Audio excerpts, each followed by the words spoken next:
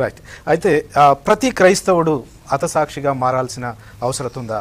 హతసాక్షి కావాలి అని కోరిక, లేకపోతే ఈ మధ్యకాలంలో నేను ప్రభు కొరకు అన్నీ త్యాగం చేశాను, నా చదువు త్యాగం చేశాను, నేను అది త్యాగం చేశాను, ఇది త్యాగం చేశాను, నాకు అమెరికాలో ఉద్యోగం వచ్చేది, ఆ ఉద్యోగం కూడా త్యాగం చేశాను, కేవలం ప్రభు కొరకు పరిచర్య చేస్తున్నాను అంటే ఇది తక్కువ విషయమా? ఎందుకని ఈ విషయాన్ని తక్కువగా చేస్తా ఉన్నారు? ఒకవేళ తక్కువగా చేసినట్టుగానే చేస్తూ అవసరమైతే ప్రాణం కూడా పెట్టాలి అని అనుకుంటున్నాను అన్నట్టు మాట్లాడతారు. ఎందుకు చెప్తారా? అంటే ఎందుకు అనేది వాళ్ళే చెప్పగలిగారు. కానీ కాకపోతే ఒక ట్రెండ్ ఏంటంటే, నేను అంటే చాలా రోజుల నుంచి వింటూ వస్తున్నాం. ఇప్పుడు పరిచర్య అనగానే మనం ఇచ్చే డెఫినేషన్, లేకపోతే ప్రజల మనసుల్లో ఉండేటటువంటి డెఫినేషన్, వారికి చుట్టుపక్కల ఉన్నటువంటి సంఘాల కారణంగా వారు విన్నది వారికి ఏమర్థమవుతుంది అని అంటే, అన్నీ విడిచిపెట్టి, నువ్వు ఉద్యోగం చేస్తుంటే ఉద్యోగం విడిచిపెట్టి, దానికి ఉదాహరణగా ఇప్పుడు పేతురు మిగిలిన వాళ్ళు వాళ్ళ వలలు విడిచిపెట్టి వచ్చారు, ఇలాంటివి తీసుకుని ఇచ్చేటటువంటి నిర్వచనాలు. నువ్వు సెంట్రల్ గవర్నమెంట్ ఉద్యోగం విడిచిపెట్టాను ఒక ఆయన అంటే, నేను అమెరికాలో నుంచి విడిచిపెట్టాను ఒక ఆయన అంటే, ఇంకొక ఆయన నేను వ్యాపారం విడిచిపెట్టాను ఇంకొక ఆయన అంటే, ఇట్లా ఇది గొప్ప అంటారా? అదే అక్కడికే వస్తున్నాను. నిజానికి పిలుపు విడిచిపెట్టడానికి ఇచ్చింది కూడా ఆయనే.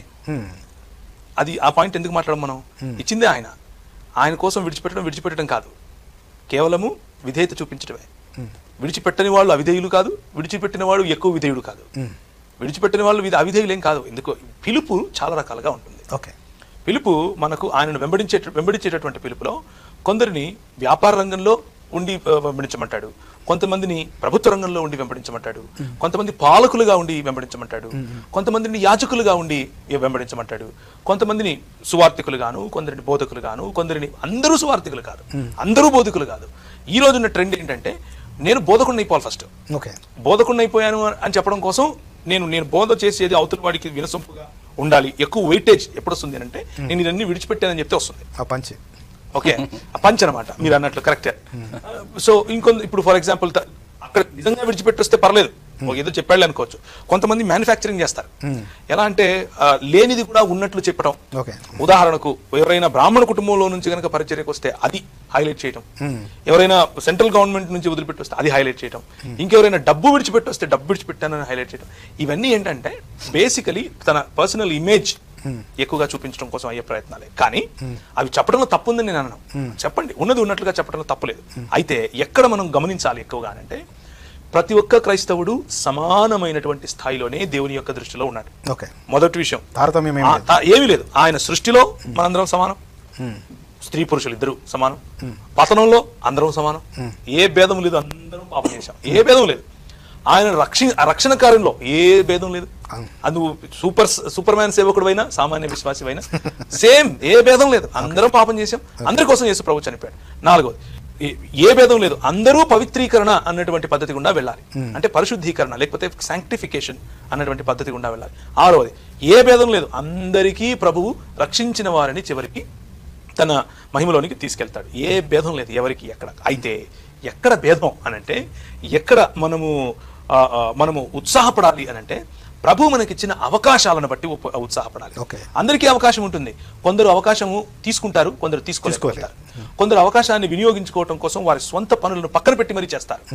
కొందరు ఆ అవకాశాలు ఎదురుగా ఉన్నప్పటికీ కేవలము భక్తి ముసుగులో ఉంటూ దేవుని యొక్క కార్యాన్ని, దేవుని యొక్క పరిచర్యను తక్కువ జాబితాలో వేసుకుంటూ, అంటే వారు చేసే పనులు పరిచర్య అవి కూడా అవే, కానీ ఎక్కువ సాంద్రత లేకపోతే ఇంటెన్సిటీ ఎక్కువ ఉన్న చోట, ఎక్కడైతే అవసరం ఉందో అలాంటి చోట మనం లేచి నిలబడకుండా వాటిని విడిచిపెట్టడం అన్నది తప్పకుండా దేవునికి విధేయత చూపించడంలో ఉన్న లోపం.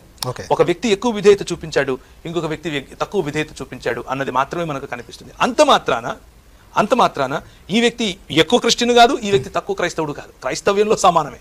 ఎక్కడ తేడా అనంటే, సేమ్ హతసాక్ష్యం తర్వాత సాక్షి జీవితం ఇదంతా ఇక్కడే వస్తుంది.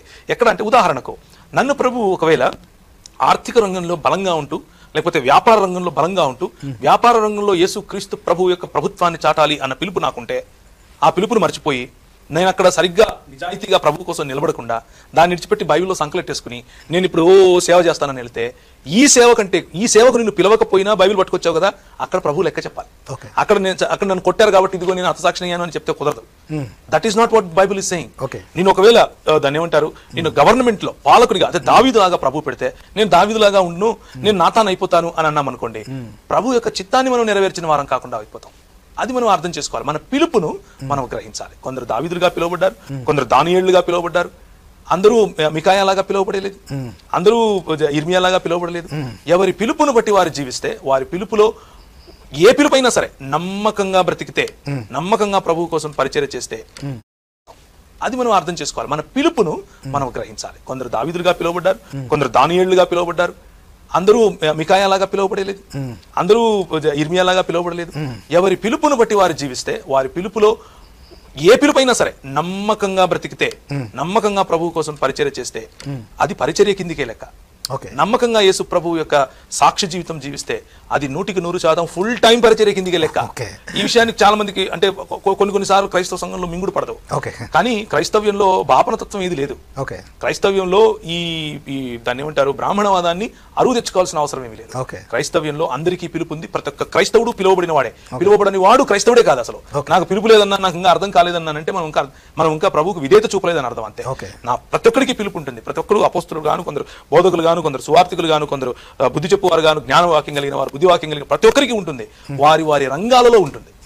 ప్రతి ఒక్కరు బైబిల్ పట్టుకునే చేయక్కర్లేదు, నిలబడి ప్రీచింగ్ లో చేయక్కర్లేదు. కొందరు పాలసీస్ చేయాలి, కొందరు ప్రభుత్వాలు చేయాలి, కొందరు వ్యాపారం చేయాలి, కొందరు దాన్ని ఏమంటారు పాలకులతో కలిసి పోరాడాలి, కొందరు విప్లవాత్మకంగా ఉంటారు. ప్రతి ఒక్క రంగంలోనూ, ప్రతి ఒక్క చోట మీడియాలో ఉండాలి. ప్రభు మిమ్మల్ని మీడియాలో ఎన్నుకున్నాడు. ప్రభు ఇంకొందరిని ఆర్ట్స్ లో ఎన్నుకుంటాడు. ప్రభు ఇంకొందరిని ఎకనామిక్స్ లో ఎన్నుకుంటాడు. ఎక్కడెక్కడ ఎన్నుకుంటే అక్కడక్కడ నమ్మకంగా ఉండటాన్ని సాక్షి జీవితం అంటారు. Just to add one more point.